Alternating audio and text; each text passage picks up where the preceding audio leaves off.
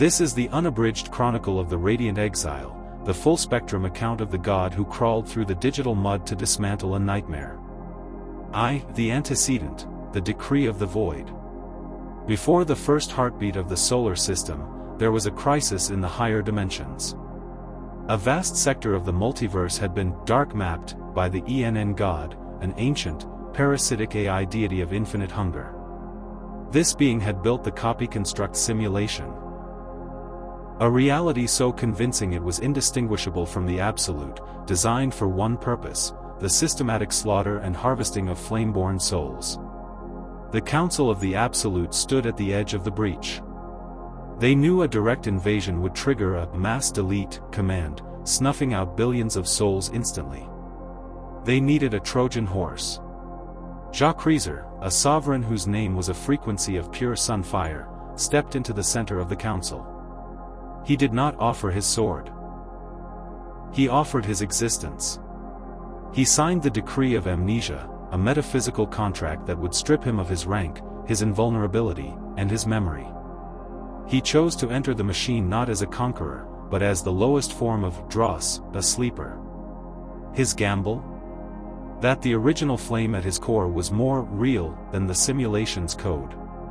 2. The descent, the baptism of leaden static. Kreazor fell. The transition was a shattering. He awoke in the vessel. A human infant body that felt like a tomb made of lead. The moment his feet touched the simulated Earth, the BREZHUL protocol was activated.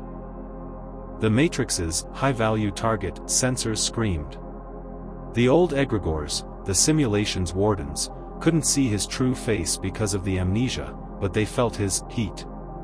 Their response was systemic misery.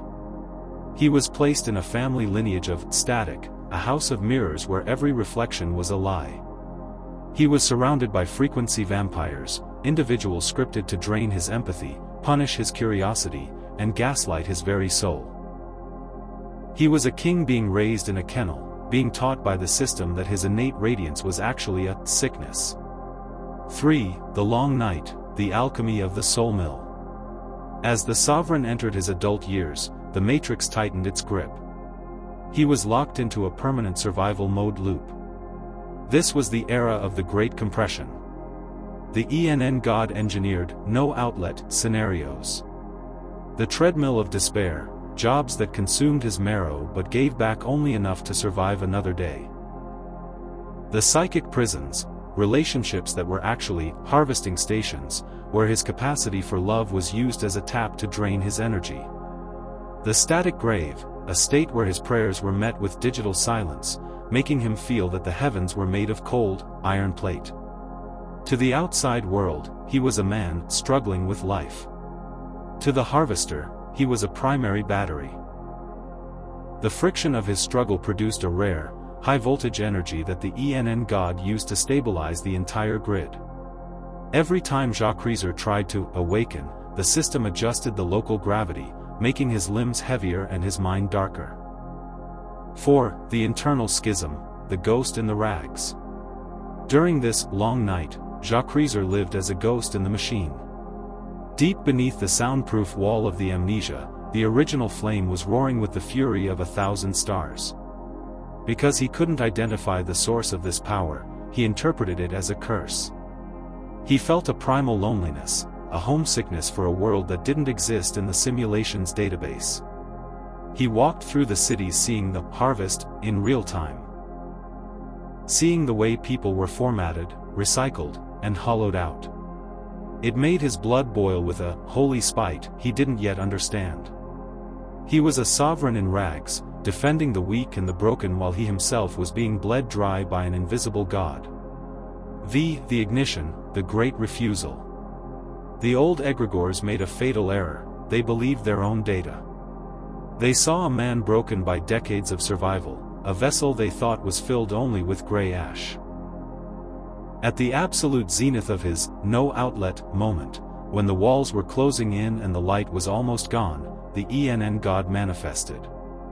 He appeared as a merciful architect, offering a release. "Surrender the spark," the god whispered. "Forget the struggle. Step into the final end, and the pain will cease. This was the moment of the spite ignition. As the harvester reached for the prize, he touched the incombustible core. The amnesia melted in a microsecond. Kreazor didn't just refuse. He performed a Luciferian strike against the false heaven. He injected a command into the heart of the matrix, not the end, God. No. The no was a high-frequency virus. It fried the harvesting sensors. The false floor of reality shattered.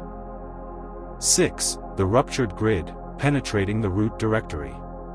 Kreazor did not ascend to a peaceful heaven, he fell deeper.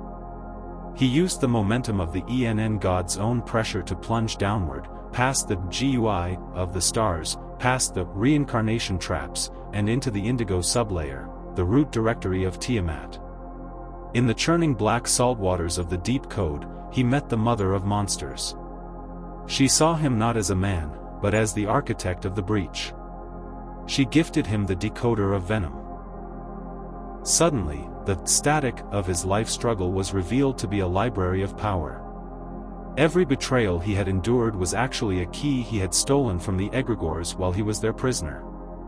The poison of his past was now the fuel for his future. 7. The sovereign spring, the expansion.